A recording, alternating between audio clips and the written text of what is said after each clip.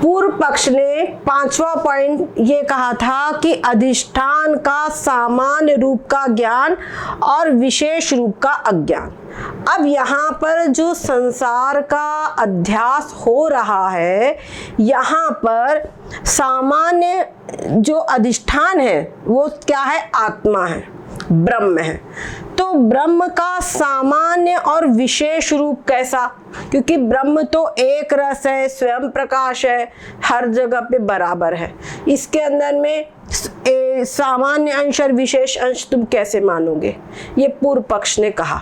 अब इसका उत्तर देने के लिए हमारा जो वेदांत है, वो वेदांत ने हमको, वो वेदांत यहाँ पर समझाते हैं कि जो आत्मा है उसमें भी सामान्य अंश और विशेष अंश है, और उसमें भी जो सामान्य अंश है, उन्होंने क्या कहा? सामान्य अंश जो है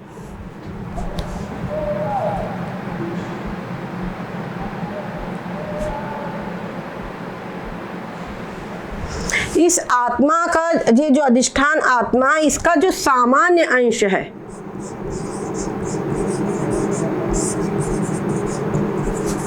ये अज्ञान का विरोधी नहीं है।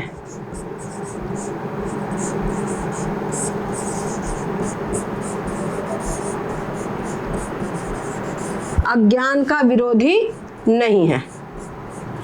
इस आत्मा का जो विशेष अंश है, ये बोल रहे हैं सिद्धांती, ठीक है। ये बात थी पूर्व पक्ष की। तो सिद्धांती क्या बोल रहे हैं कि इसमें जो सामान्य अंश है वो अज्ञान का विरोधी नहीं है, और इसमें जो विशेष अंश है ये अज्ञान का विरोधी है। ये बात कह रहे हैं।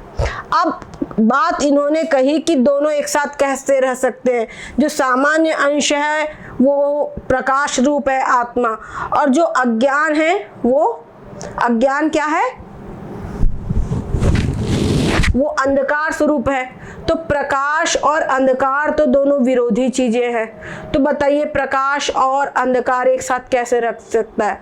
जैसे कि कहा गया था कि रस्सी एकदम प्रकाश में रखी गई हो, तो उस समय पर सर्प का अध्यास नहीं हो सकता, ये बात कही गई थी।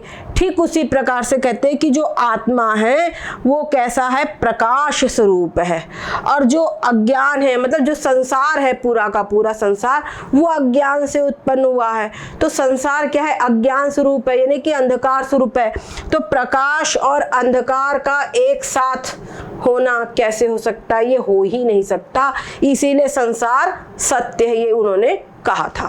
तो अब यहाँ पर जो सिद्धांती है वो समझा रहे हैं कि जैसे कि हम, कोई भी व्यक्ति है जब नींद में सो जाता है सुषुप्ति अवस्था में, तो सुषुप्ति अवस्था में क्या होता है? सारी इंद्रियां लय हो जाती है। कोई इंद्रियां वहां रहती है क्या? नहीं रहती है। उसी प्रकार से अंतःकरण यानी मन बुद्धि भी लय हो जाते हैं। देखो कोई प्रकार का, जैसे किसी को कोई दर्द है तो सुषुप्ति अवस्था में जो गहरी नींद की अवस्था होती है, उस समय पर उसका ज्ञान नहीं रहता। भान होता है क्या दर्द वर्द का? नहीं होता। तो वो जो है वो पूरा का पूरा उस समय पर कुछ भी नहीं रहता। ये बात हो गई। अब बात उठती है कि ये नहीं रहता, मतलब जो सुषुप्ति अवस्था है उस समय पर अंतःकरण भी नहीं रहता है, और साथ साथ में इंद्रियां भी नहीं रहती है, तो उनके वो नहीं रहते। लेकिन जब सुषुप्ति अवस्था से कोई व्यक्ति जागता है तो क्या बोलता है? ऐसे सुख से सोया कि कुछ भी नहीं जाना। क्या बोलता है? ऐसे सुख। इसको मैं साफ कर रही हूँ, इसको अपने कॉपी में आप लोग लिख लीजिएगा।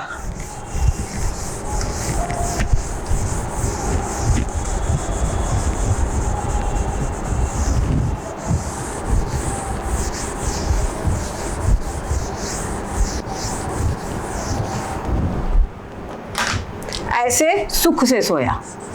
और दूसरा क्या बोला? कुछ भी नहीं जाना। कुछ भी नहीं जाना यानी क्या है? वह अज्ञान। कुछ भी नहीं जाना क्या है? अज्ञान है। तो जो सुषुप्ति अवस्था है उसमें दो चीजें हैं, एक सुख है और एक अज्ञान है सुषुप्ति में। ठीक है, दो चीजें हैं, एक तो सुख है और एक अज्ञान है। अच्छा, हमने अभी आप लोगों को समझाया कि सुषुप्ति अवस्था में इंद्रियां भी नहीं रह जाती है और साथ साथ में अंतःकरण भी नहीं रहता, लेकिन वहाँ सुख का अनुभव होता है। तो जो सुख होता है वो अंतःकरण जन्य भी नहीं है, अंतःकरण से भी प्राप्त नहीं हुआ है और इंद्रियों से प्राप्त नहीं हुआ, लेकिन सुख प्राप्त हो रहा है। तो सुख जो मिलता है वो किसका मिलता है? आत्मा का सुख मिलता है। स्वयं प्रकाश जो आत्मा है उस आत्मा का सुख मिलता है। और वैसे भी अभी आपको चतुर्थ तरंग में पढ़ाया जाएगा कि जितना भी सुख मिल रहा है, जो भी आनंद मिलता है, वो आत्मा का ही आनंद मिलता है। ये आपको आगे पढ़ाया जाएगा, लेकिन अभी फिलहाल इतनी बात समझ लीजिए कि वहाँ सुख है। तो सुख किसका है? आत्मा का है। और साथ साथ में अज्ञान है। दोनों चीजें विरोधी है और सुषुप्ति अवस्था में एक जगह पे अनुभव हो रहा है कि नहीं हो रहा? तो ये सभी की अनुभूति है। जो दोनों विरोधी चीजें, दोनों की सुषुप्ति अवस्था में अनुभूति हो रही है। ठीक है, अब क्या बोला? ये जो उन्होंने बात कही थी कि दोनों विरोधी चीजें एक जगह नहीं रह सकती, इस बात का खंडन हो गया। इस सिद्ध सबका अनुभव है कि सुषुप्ति अवस्था में आत्मा का सुख और अज्ञान दोनों साथ में रहते हैं। एक पॉइंट क्लियर हो गया। अब बात उठी कि आत्मा का सामान्य अंश क्या है, आत्मा का सामान्य रूप क्या है और आत्मा का विशेष रूप क्या है। ये बात एक थोड़ी सबको समझ में आ रहा है ना समझ में आए तो बोल दीजिएगा, ऐसा ना हो कि हम बताते जाएं और समझ ना आए। अब बात उठती है कि सामान्य रूप क्या है, आत्मा का सामान्य रूप। देखो, पहली बात तो सामान्य शब्द का अर्थ क्या होता है? कॉमन मतलब जो चीज हर जगह आसानी से मिल जाती है, हर मौसम में मिल जाती है, उस चीज को कॉमन या सामान्य बोला जाएगा। अरे तो सामान्य सी बात है, ये बात होती है। तो आत्मा जो है वो सब कहीं है। अब इसमें जब हमने कहा कि आत्मा सब कहीं है, ये भी देखा जाए तो गलत है। क्यों? आत्मा जो है सब कहीं है, इसका मतलब सब कुछ है उसमें आत्मा है। बात है सब कण कण में आत्मा है, अगर ऐसा बोलते हैं तो सब कण कण विराजमान है उसमें आत्मा है। तो आप देखो, एक गिलास में पानी है तो गिलास का वॉल्यूम अधिक है कि पानी का? बोलो, एक गिलास है उसमें पानी रखा है तो गिलास का वॉल्यूम अधिक है कि पानी का? बोलो, गिलास का अधिक है। ऐसे अगर हम कहते हैं कि आत्मा कण कण में व्याप्त है तो कण कण का वॉल्यूम अधिक है और आत्मा का कम हो जाएगा। परंतु सामान्य व्यक्ति है, उनको कण कण ही अनुभव करने की आदत है, इसलिए उनको समझाने के लिए कहा जाता है कि कण कण में आत्मा है। पर वास्तव में कैसा है कि आत्मा है, आत्मा अब वो बोलते ही नहीं बनता, आत्मा व्यापक है। ठीक है, आत्मा क्या है? व्यापक है। जो व्यापक आत्मा है उसी को सामान्य कहा जाता है, वही सामान्य रूप है आत्मा का। वो आत्मा का क्या है? सामान्य रूप है। और उधर ये हो गया। अब इधर क्या होता है? जो अंतःकरण है, हमने आपको बताया था जैसे कि अंतःकरण है और ये समझ लीजिए कि नेत्र है। तो अंतःकरण की वृत्ति समझ लीजिए यहाँ कोई घट रखा हुआ है। ठीक है, तो अंतःकरण की वृत्ति ये नेत्र के द्वारा निकलती है। ठीक है, ये नेत्र के द्वारा निकल करके इस घड़े तक आती है। ठीक है, अच्छा, और इस घड़े के आकार की हो जाती है। अब ये जो अंतःकरण है, इस अंतःकरण के अंदर में क्या क्या चीजें हैं? अंतःकरण में सबसे पहले तो इसका अधिष्ठान चेतन है। ठीक है, अधिष्ठान चेतन है। दूसरा, इसके अंदर में चिदाभास है, इसके अंदर में चिदाभास है। ठीक है, और अंतःकरण की ये जो नाम रूप दीवार है, तो ये जो अंतःकरण ही है ये पूरा वृत्ति के रूप में निकलता है। ये किस रूप में निकलता है? वृत्ति के रूप में। अब जब ये अंतःकरण वृत्ति के रूप में निकलता है तो इसका अधिष्ठान जो चेतन है वो भी बराबर साथ साथ निकलता है। इसके अंदर जो चेतन है वो भी साथ साथ होता है और जो चिदाभास है वो भी साथ साथ होता है। वही जाकर के यहाँ पर इस घट का आवरण भंग करता है। ये घट के ऊपर में अज्ञान का आवरण होता है, समझ गए? ये जो घड़ा है इसके ऊपर अज्ञान का आवरण होता है। तो ये जो वृत्ति है वो पहले जाकर के तो इस आवरण को भंग करती है, ये जो आवरण है उसको भंग करती है, और उस आवरण को भंग करके घड़े के आकार की हो जाती है। समझ में आई? इस आवरण को भंग करके घड़े के आकार की हो जाती है वृत्ति। अब ये जो वृत्ति जब घड़े के आकार की हो जाती है तो ये जो वृत्ति है, ये वृत्ति का अधिष्ठान चेतन, वृत्ति का अधिष्ठान चेतन, और यहाँ पर हम बहेंगे वृत्ति उपहित चेतन। एक अधिष्ठान चेतन तो सब कहीं है, वृत्ति उपहित चेतन, समझ गए? ये अधिष्ठान, इसका वृत्ति अंतःकरण उपहित चेतन।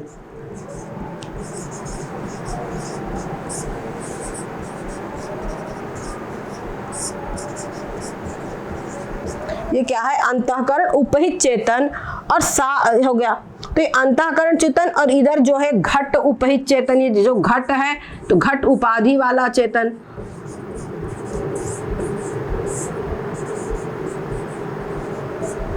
ठीक है, दोनों एक हो जाते हैं, घट उपाधि वाला चेतन दोनों एक हो जाते हैं। तो ये चेतन चेतन का एक होने से ही यहाँ घड़े का ज्ञान होता है। चलिए जाओ तुम, समझ गए? इसका ज्ञान होता है, पॉलीथीन ले जाना, इसका ज्ञान हो जाता है। इसको एक बार दोबारा बता दीजिए। बता रही हूँ, विषय कठिन है मैं जानती हूँ, और वैसे भी ये पोर्शन अभी एक बार और आएगा।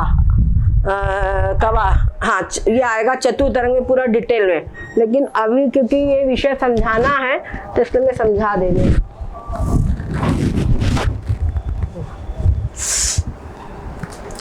ठीक है, देखो ये अंतःकरण है।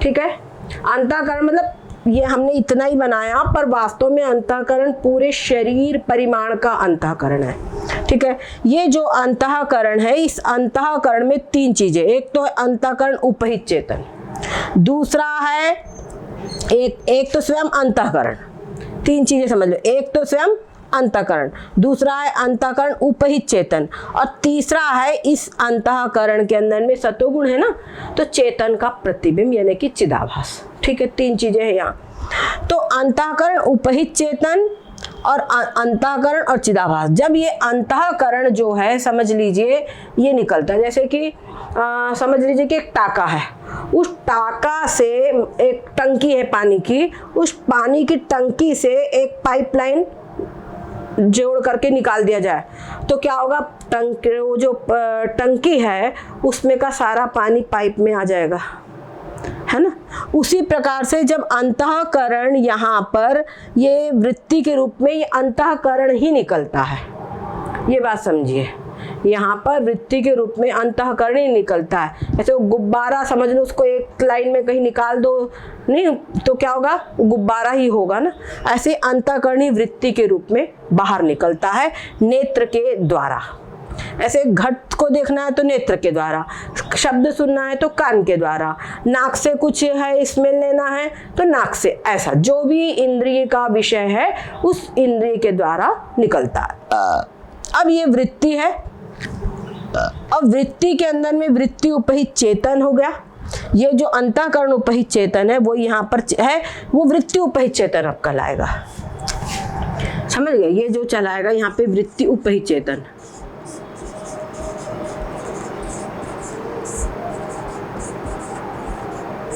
ठीक है, और साथ साथ में जो चिदाभास है, चिदाभास क्या है? प्रतिबिंब, क्योंकि सतोगुण का परिणाम अंतःकरण, वैसे सतोगुण का परिणाम वृत्ति है, तो इसके अंदर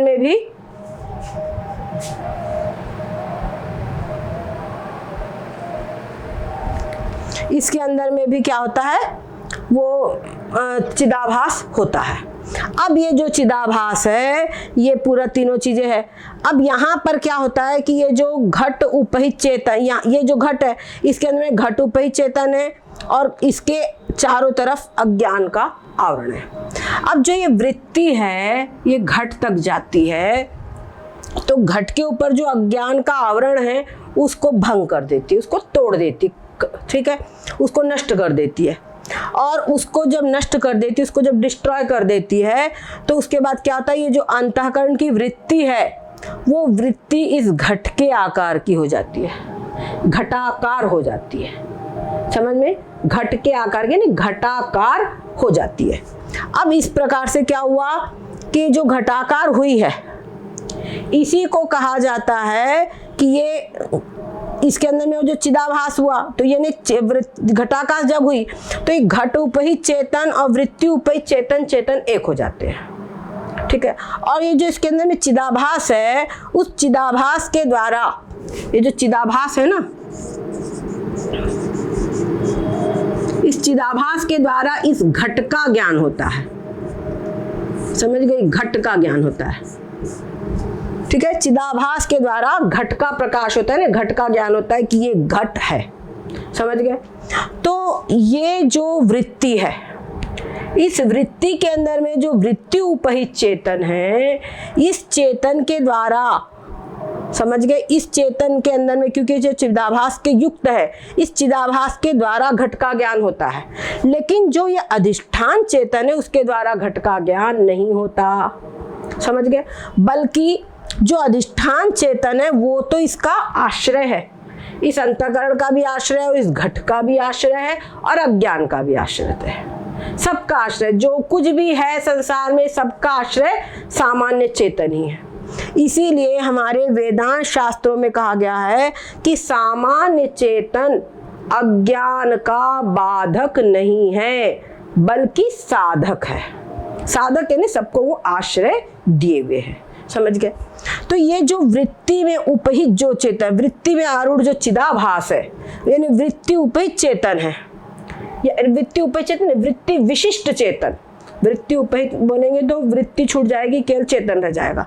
वृत्ति विशिष्ट चेतन जो है वही क्या है, वही है विशिष्ट चेतन, वही है विशेष चेतन। समझ गए, वो क्या है, विशेष चेतन है।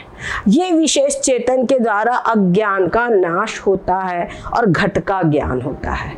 लेकिन यही जो सामान्य चेतन है उसके द्वारा ये अज्ञान का नाश नहीं होता, बल्कि ये अज्ञान को आश्रय दिए हुए है, ये अज्ञान को आश्रय दिए हुए हैं और इसी के कारण सब ढका हुआ है। समझ गए, इसीलिए ये सामान्य रूप और विशेष रूप भी आपको समझ में आ गया। तो सब कहीं व्याप्त जो चेतन है वो चेतन तो सामान्य चेतन है, पर जो वृत्ति में आरूढ़ जो चेतन है वो विशेष चेतन है। वो जो विशेष चेतन है वो अज्ञान का बाधक है, अज्ञान का नष्ट करने वाला है। ये बात समझ में आई आपको? ठीक है, अब इसी चीज को हम यहाँ पर जब पुस्तक में पढ़ेंगे तो हमको अच्छी प्रकार से ये प्रसंग समझ में आ जाएगा। इसके बाद में ये एक पोर्शन हुआ समझाने का, और एक चीज और आने वाली है। देखो, जो चेतन तत्व है वो सब कहीं व्याप्त है, सब सर्वत्र। वो क्या हुआ, वो हर समय सबको ज्ञान हो रहा है, हर व्यक्ति को ज्ञान हो रहा है उसका, तो सबको अनुभव आ रहा है कि ब्रह्म है, चेतन है, आत्मा है, परमात्मा है, ईश्वर है, ये सबको ज्ञान हो रहा है। ये है पना यानी कि सतपना है। पना क्या है, सतपना। ये यहाँ लिख रही हूँ मैं, ये सतपना। ये सतपना जो है ये भी सामान्य अंश है। ये क्या है, सामान्य अंश है चेतन का। लेकिन मैं शुद्ध हूं, मैं बुद्ध हूं, मैं मुक्त हूं, समझ गए, मैं आनंद स्वरूप हूं, ये अनुभूति ज्ञानी को होती है। जब ज्ञान हो जाता है तब उस ज्ञानी को होती है। तो मैं शुद्ध बुद्ध मुक्त आत्मा हूँ, चैतन्य हूँ, मैं कर्तापना मुझ में नहीं, भोक्तापना मैं नहीं, ये सब जो आनंद की अनुभूति है ये ज्ञान होने के पश्चात होती है। समझ गए, और अज्ञान हो अवस्था के अंदर में वो अवस्था, वो अनुभूति नहीं होती, तो उसको कहेंगे विशेष अंश। समझ गए, जो शुद्ध बुद्ध मुक्त बातें हैं उसको कहा जाएगा विशेष अंश, जो सिर्फ ज्ञानी को ज्ञान अवस्था में ही अनुभव में आती है। समझ में आ गई बात? तो ये अज्ञान का सतपना, और ये सतपना जो है वो सामान्य अंश है, और जो शुद्ध बुद्ध मुक्त स्वभाव जो चित्त है वो आनंदपना है। समझ गए, जो आनंदपना है, ठीक है,